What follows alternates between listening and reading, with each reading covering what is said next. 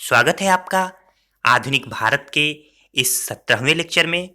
सबसे पहले दोस्तों कि अगर आपको हमारे लेक्चर्स पसंद आ रहे हैं, ये श्रृंखलाएं पसंद आ रही हैं, तो हमारे चैनल को ज़्यादा से ज़्यादा लोगों तक पहुंचाइए ताकि हमारा उत्साह वर्धन हो और हम ज़्यादा से ज़्यादा अच्छे से अच्छे और बेहतर से बेहतर वीडियोज आप तक पहुंचा सकें। अगर हमारा उत्साह वर्धन ही नहीं होगा तो फिर हम आप तक अच्छे से अच्छे वीडियो कैसे पहुंचाएंगे। हम पूरी मेहनत करें और आपके तरफ से वो रिस्पॉन्स न मिले तो फिर कैसे ये मुमकिन होगा। जैसे आज का टॉपिक ही कुछ इसी तरीके का है कि भारतीय अर्थव्यवस्था, भारत की अर्थव्यवस्था ने ब्रिटेन को जो दिया, अंग्रेजों को जो दिया, अंग्रेजों ने क्या किया उसके बदले में हमारी अर्थव्यवस्था को ही चौपट करके रख दिया।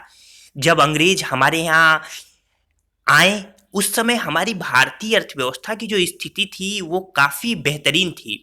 आइए डिस्कस करते हैं अंग्रेजों से पहले भारतीय अर्थव्यवस्था। तो सबसे पहले देखते हैं कि अंग्रेजों से पूर्व जो भारतीय अर्थव्यवस्था की प्रकृति थी वो कैसी थी। वो ग्रामीण थी। लगभग 90% से अधिक जनसंख्या गांव में रहा करती थी।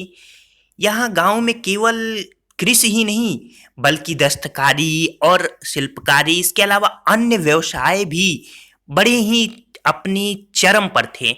गांव पूरी तरीके से आत्मनिर्भर थे। यहाँ व्यवसाय वंशानुगत परंपरा में चल रहा था। भारत द्वारा उत्पादित जो भी वस्तुएं थी विश्व में बहुत ज्यादा उनकी मांग थी। जैसे भारत के रेशमी व सूती वस्त्र थे, इसी प्रकार संगमरमर का कार्य, लकड़ी पर नक्काशी का जो कार्य हो रहा था, सोने चांदी के आभूषण थे, पत्थर पर तरासे गए जो कार्य थे, ये सब बड़े उत्तम किस्म के होते थे और इनका निर्यात भी किया जाता था। इसके अलावा नील, मसाले व अफीम भी निर्यात की वस्तुएं थी।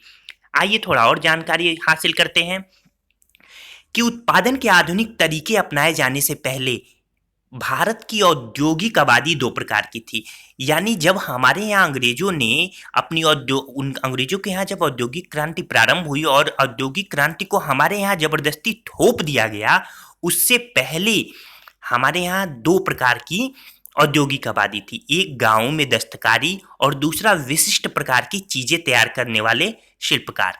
जो गांव के साधारण दस्तकार थे, जैसे मोटा कपड़ा बुनने वाले जुलाहे, फिर औजार बनाने वाले बढ़ई और घरेलू बर्तन बनाने वाले कुम्हार, इनके पेशे प्रमुखतः पैतृक थे। वे साल के कुछ समय तक खेती भी करते थे।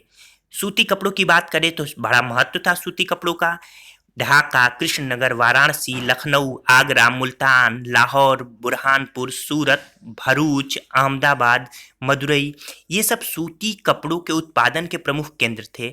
अगर विलासिता की दृष्टि से देखें तो सादे सूती कपड़े और मलमल का बड़ा ही महत्व था। 17वीं 18वीं शताब्दी में जहाज निर्माण के क्षेत्र में भारत का बड़ा ही नाम था। जहाज निर्माण के कुछ प्रमुख केंद्र गोवा, सूरत, मछलीपट्टनम, जिसको मसूलीपट्टनम भी कहते हैं, सतगांव, फिर ढाका व चटगांव, ये सब बड़े ही महत्वपूर्ण जहाज निर्माण के केंद्र थे। इसके अलावा शहरों में उद्योग सुसंगठित क्षेत्र थे। शिल्पकारी पैतृक पेशा थी। ग्राहकों की फरमाइश और उनके द्वारा दी गई सामग्री के अनुसार शिल्पकार वस्तुओं का निर्माण करते थे। व्यापारियों से शिल्पकारों को पेशगी धन मिलता था। उन्हें राजाओं और सामंतों का संरक्षण भी प्राप्त था। लेकिन अंग्रेजों के भारत में आने के बाद स्थिति पूरी तरीके से बदल गई। क्योंकि आरंभ में जो अंग्रेज थे वो व्यापारी के रूप में भारत आए थे। उनका एकमात्र लक्ष्य जो था वो भारतीय व्यापार से मुनाफा कमाना था। समय समय पर मुगल बादशाहों ने उन्हें विभिन्न प्रकार, जैसे शाहजहां ने 1650 में बंगाल में बिना चुंगी दिए व्यापार करने का अंग्रेजों को अधिकार दे दिया। इससे पहले कैप्टन हॉकिंस को जहांगीर ने अस्थायी रूप से सूरत में अपनी व्यापारिक कोठी स्थापित करने का परमिशन दिया, यानी अधिकार दिया था। तो इस तरीके से इन अधिकारों का प्रयोग अंग्रेजों ने अपनी व्यापारिक कोठियों को बढ़ाने के लिए, अपने व्यापारिक सुविधाओं को बढ़ाने के लिए किया और अपने व्यापार का बड़ा ही अधिक विस्तार कर लिया। इन सब के मद्देनजर धीरे धीरे अंग्रेज, जैसे जैसे मुगल सत्ता कमजोर होती गई, वैसे वैसे अंग्रेजों ने अपने आप को मजबूत स्थिति में करना शुरू कर दिया। इन्हीं सब के मद्देनजर अंग्रेजों ने भारतीय जो पेशे थे, लघु और कुटीर उद्योग थे, उन पर बड़ी प्रबल चोट पहुंचाई। सबसे पहले तो उन्होंने जुलाहों की जो स्थिति, जो दस्तकारी थी, जो जुलाहों की स्थिति थी, उस पर प्रहार किया। जुलाहे बड़े ही समृद्ध हुआ करते थे। इसके लिए उन्होंने ददनी प्रथा प्रारंभ की। तो वैसे ददनी प्रथा क्या थी? तो इस प्रथा के अंतर्गत जो ब्रिटिश व्यापारी थे वो भारतीय उत्पादकों, कारीगरों एवं शिल्पियों को अग्रिम पेशगी के रूप में धन देकर एक शर्तनामा लिखवा लेते थे कि वे एक निश्चित तिथि पर निश्चित मात्रा और मूल्य पर वस्त्र या उत्पाद तैयार कर देंगे, सबसे ज्यादा जुलाहों से। तो जुलाहों को प्रारंभ में तो ये हुआ कि वो धनराशि दे देते थे, धीरे धीरे जो राशि देते थे वो बड़ी ही कम धनराशि थी। जुलाहे को कपड़ा बनाने में अगर मान लीजिए 2 रुपए पड़े तो वो 1 रुपए में ही वो कपड़ा ले लेते थे अंग्रेज व्यापारी। इससे उनकी स्थिति, जुलाहों की स्थिति बड़ी खराब होती गई। अंततः जुलाहों ने अपना व्यवसाय ही छोड़ दिया, जिससे पारंपरिक वस्त्र उद्योग का तीव्रता से पतन हुआ। और उधर जो अंग्रेज यानी अंग्रेज थे वो अपने औद्योगिक क्रांति प्रारंभ कर चुके थे। भारत से कच्चा माल ले जाते थे कपास के रूप में और वहाँ सूती वस्त्र और तमाम वस्त्र तैयार करवा के मशीनों में भारत के बाजारों में पूरी तरीके से पाट दिया उन्होंने अपने वस्त्रों को, जिससे भारतीय जो दस्तकारी थी, भारतीय जुलाहों की जो वस्त्र उद्योग था वो पूरी तरीके से बर्बाद हो गया। यहाँ देखते हैं कि भारत अब अंग्रेजों का उपनिवेश हो गया। उपनिवेश का मतलब, द कॉलोनीज का मतलब ये है कि जब एक देश की अर्थव्यवस्था किसी अन्य देश द्वारा चलाई जाए, जैसे मान लीजिए भारत की अर्थव्यवस्था जब तक ब्रिटेन द्वारा चलाएगी तब तक ये कहा गया कि भारत ब्रिटेन का उपनिवेश था। इसी तरीके से आगे देखते हैं कि भारतीय शासकों ने यूरोपीय कंपनियों को संरक्षण क्यों नहीं दिया।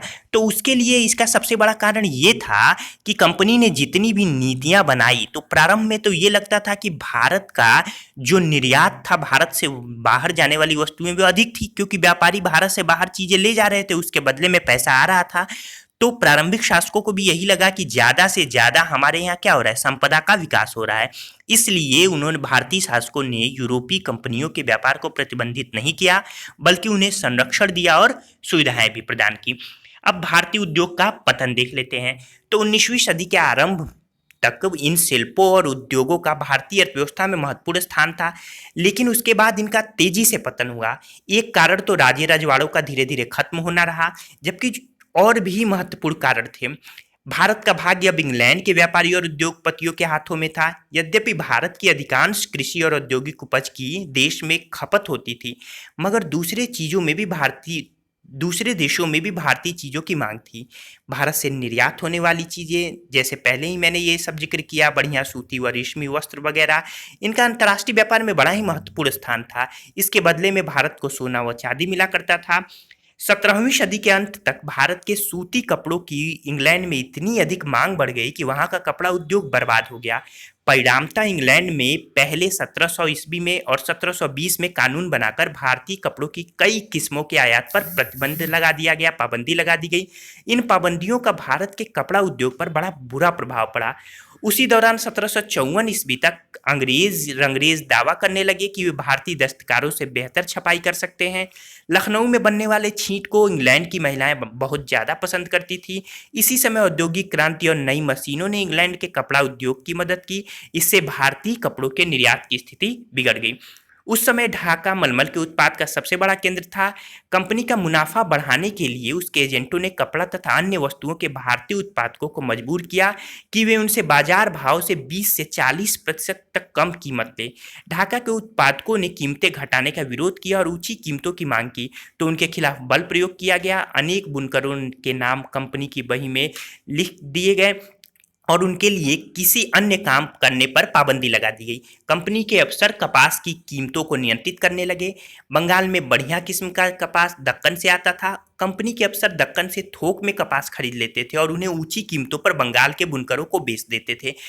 परिणामतः बुनकर दरिद्र हो गया, सूती कपड़ा उद्योग पूरी तरह चौपट हो गया। इस तरीके से 18वीं सदी के अंत तक औद्योगिक समृद्धि वाला बंगाल प्रांत लगभग बर्बाद सा हो गया।